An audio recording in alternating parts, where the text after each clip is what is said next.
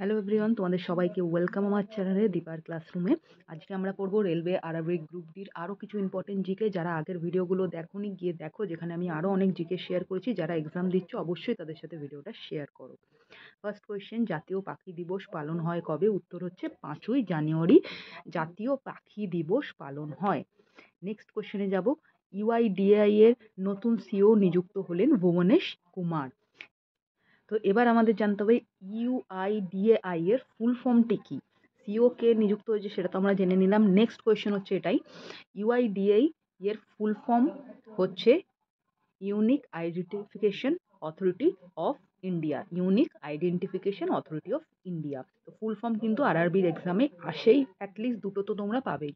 Next হচ্ছে DGC এর নতুন ডিরেক্টর জেনারেল কে হন? উত্তর হবে ফয়েজ আহমেদ কিদওয়াই নতুন ডিজিসি এর ডিরেক্টর জেনারেল নির্বাচিত হয়েছেন।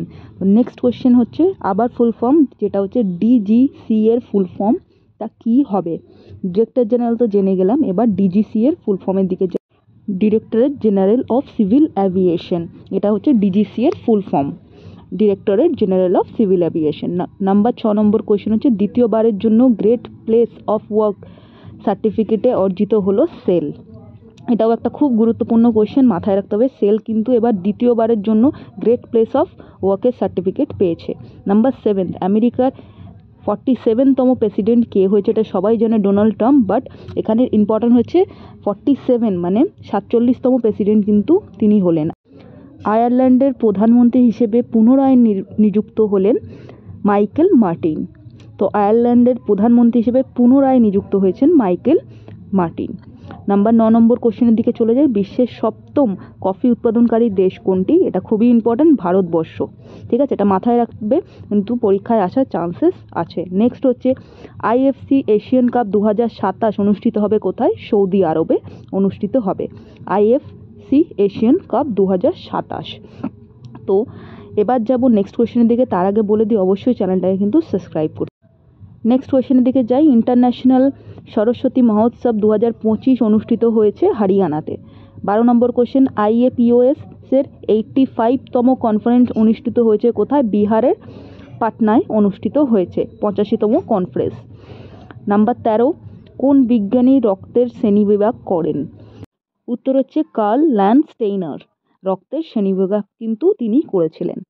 এবার যাব 14 নম্বর কোয়েশ্চেনের দিকে। এক্স রশ্মি কে আবিষ্কার করেন? উত্তর হচ্ছে উইলহেম কনরাড রডজেন। ইনি এক্স রশ্মি আবিষ্কার করেছিলেন। এবার নেক্সট কোয়েশ্চেনের দিকে এগিয়ে যাব। নাম্বার 15, তেজস্ক্রিয়তা মাপার যন্ত্র কি? এটা খুবই ইজি, উত্তরটা হচ্ছে কুড়ি দিয়ে তেজস্ক্রিয়তা মাপা হয়। কোয়েশ্চেন নাম্বার 16, হাইড্রোজেন গ্যাসের নামকরণ কোন বিজ্ঞানী করেছিলেন? বিজ্ঞানী লাভেন্সিয়ে হাইড্রোজেনের নামকরণ কিন্তু করেছিলেন। যাব 17 নম্বর কোয়েশ্চেনের দিকে। ওখা বন্দরটি ভারতের কোথায় অবস্থিত? এটা গুজরাটে অবস্থিত।